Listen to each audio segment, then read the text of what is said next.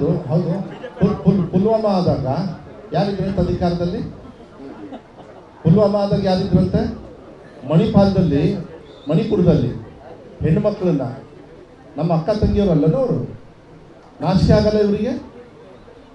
ಹೋಗಿ ಪಾಕಿಸ್ತಾನಕ್ಕೆ ಕೇಕ್ ತಿನ್ಕೊಂಡು ಬಂದ್ರಲ್ಲ, ಇಲ್ಲಿ ಏನೋ ಒಂದು ಹೇಳ್ತಾರಲ್ಲ, ಏನು ಹೇಳ್ತೀರಾ ನೀವು?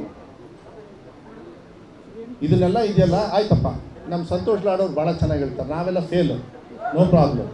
ಏನದು ಡಾಲರಿಗೆ ಏನು ಸೊನ್ನೆ ಸುತ್ತಬಿಟ್ಟಾರ ಅಂತ ಭಾಳ ಚೆನ್ನಾಗಿ ಹೇಳೋದು ಮಾತು, ಕರೆಕ್ಟಾಗಿ ಹೇಳೋದು.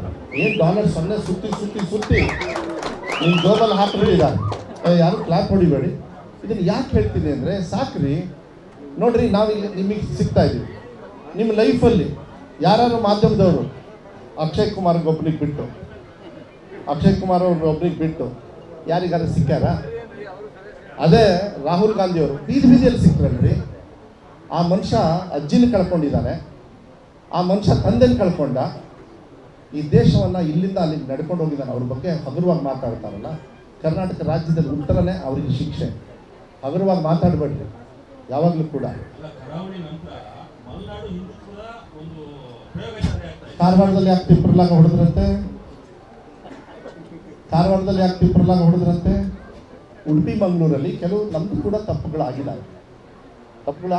ಯಾಕಂದರೆ ಸೀಟ್ ಕೊಡ್ತಕ್ಕಂಥ ಸಂದರ್ಭದಲ್ಲಿ ನಾವು ಚುನಾವಣೆ ಮಾಡ್ತಕ್ಕಂಥ ರೀತಿಯಲ್ಲಿ ಹೆಚ್ಚು ಕಮ್ಮಿ ಆಗಿರ್ತಾರೆ, ನಾನು ಇಲ್ಲ ಅಂತ ಹೇಳಲ್ಲ. ಯಾಕಂದರೆ ಪಕ್ಷದಲ್ಲಿ ನಾನು ಕೂಡ OBC ಅಧ್ಯಕ್ಷ ಇವತ್ತು ಕೂಡ.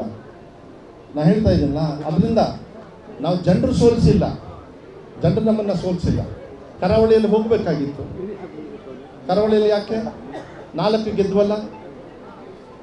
ಅದಕ್ಕೆ ನಾನು ಹೇಳೋದು, ಅವೆಲ್ಲ ನಡೆಯಲ್ಲ.